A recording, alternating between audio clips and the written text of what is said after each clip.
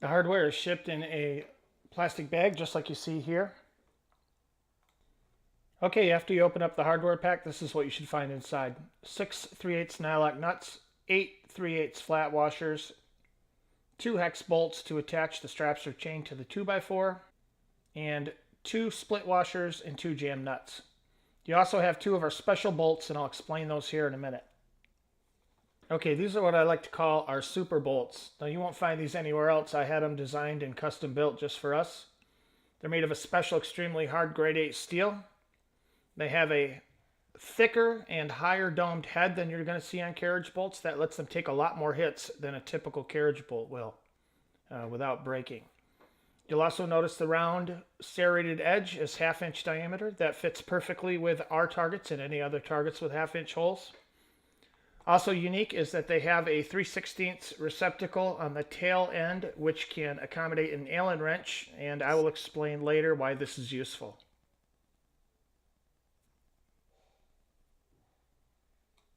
Okay, before I show how this works, I want to take a little bit of time. Sometimes I get calls from frustrated customers and they ask, why don't you just use carriage bolts with square holes? And there's a variety of reasons. I'll cover them now. One of the big reasons is that the square corners tend to cause problems with vibration, and cracks are quick to develop there in the corners. So that's one issue. The second issue is not everyone wants to use carriage bolts to mount their targets. Some folks like carabiners, D-rings. I've seen all sorts of things, and round holes are much more suitable for that. And the third reason is these round bolts really do work perfectly well and do lock in there nicely as long as you follow the correct procedure, which I'll outline right now. Okay, here's the correct procedure to attach the super bolts to the target. First you put in the super bolt, then the split washer, then the jam nut, and it's important to tighten this down fully and tightly, and it will lock that bolt right to the target. It will not turn. I'm keeping a little bit of pressure on the bolt head underneath with my finger. That's all that's required. Again, the split washer, jam nut, and tighten these down and it will lock them on. I'm using an impact wrench here for speed, but it works exactly the same with wrenches. Okay, now that we have the bolts attached to the targets, the next thing to go is the nylock nut. Since the bolts are locked to the target, this is easily done. Just spin them down. I like to put them about 1/4 inch above the jam nuts. Typically that works out well. Then a washer. Then a strap. These are a tight fit, but they will go on there. The other washer. And then followed with a final nylock. You will need a wrench to turn these nylocks on. By design, they have tension that keeps them from coming off when you shoot them. You want to tighten them up full tight and then just loose enough so they can move freely without being bound in between the two nylock nuts. So there I am, tightening down again. And the same procedure for the second strap. Again, I like to have these nuts about 1/4 inch above the jam nut. You can play with the spacing, and that will increase or decrease the angle of the target accordingly. The further back you go, the more angle you're going to get. And again, you don't want these fully tightened. You want them to be able to move side to side. You can feel me jiggle it there. That's what I'm checking for. And once you do that, your target is hung and all set. This procedure is exactly the same if you're using chain. You just do just like you did with the straps, and the chains work very similarly. Again, you don't want these full tight. You want them so they can swing around freely, just like I did there.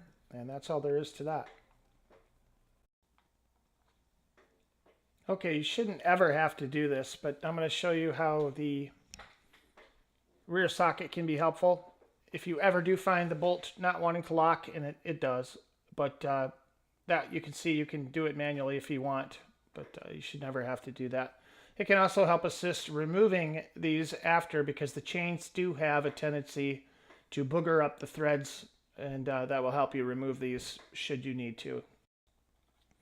Okay, mounting the straps to the 2x4, that's a pretty simple thing there. Just drill some 3/8 inch holes in the 2x4 and use the remaining bolts and nuts to attach the straps or chains to the 2x4. Couple key points. I do like to have the straps wider on top than they are at the target, so I like them splayed out at around a 15 to 20 degree angle if possible. What this does is it helps to stabilize the targets. They don't swing side to side quite as much when you shoot them.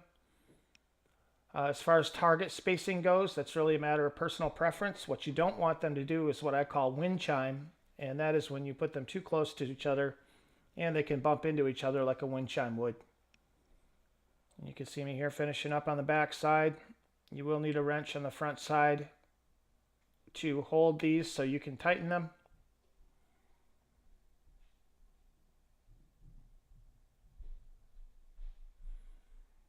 And these don't have to be super tight, just good and snug, and you'll be all set.